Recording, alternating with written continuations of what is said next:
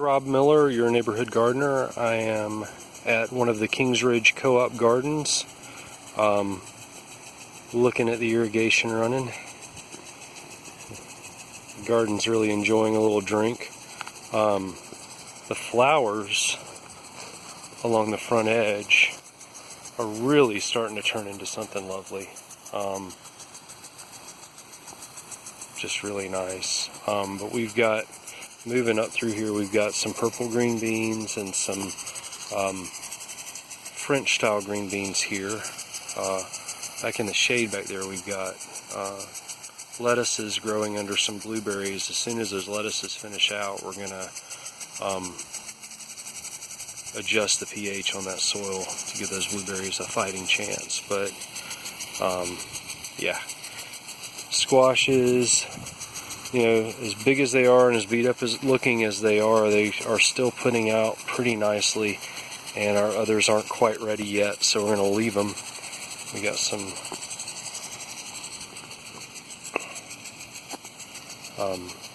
red okra with some bok choy growing under it, and in between the red okra we planted ageratum in hopes that if an aphid gets a hold of it, that'll just end its life, perhaps, or end its, yeah, the ageratum is supposed to have a natural pesticide. It actually, I think, sterilizes the insect.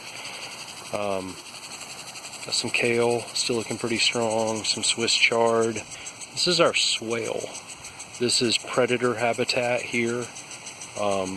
We do have a few plants in there that we're harvesting on, but you know, for the most part, and really, this is just about creating a nice habitat for beneficial insects, predators to hang out in, and also to attract some pollinators in this space. There's the berm above the swale, and then we've got some millet. This is broomcorn. We're growing it as a trap crop to protect our tomatoes. The millet is supposed to trap the brown marmoted stink bug and the leaf-footed bugs and all that stuff. So we're going to see how well that does, because those guys, the stink bugs, can really do some damage to tomato plants. And so here's our Rudiger's determinate, and then we've got indeterminate slicers and some novelty tomatoes on this row. You know, the slicers are Brandywine, and I think I got a Mr. Stripey that's putting on a little bit of size. I'm not sure if you could call it a slicer, but they're pretty. And then black tomato.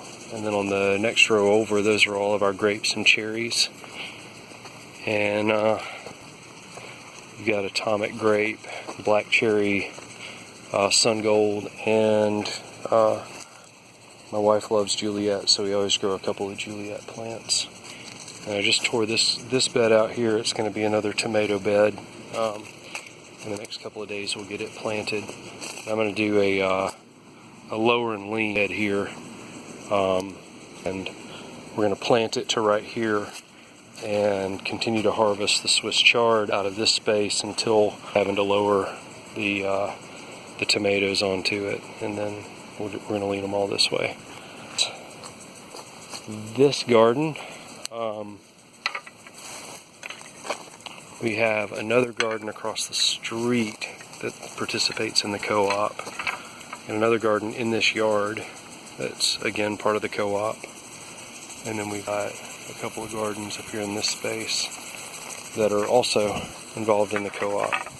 So it's pretty neat. It's a lot of fun. It's a wonderful day job, especially when the sun gets behind a cloud and you're standing near irrigation and suddenly it's 20 degrees cooler. Y'all have a wonderful day.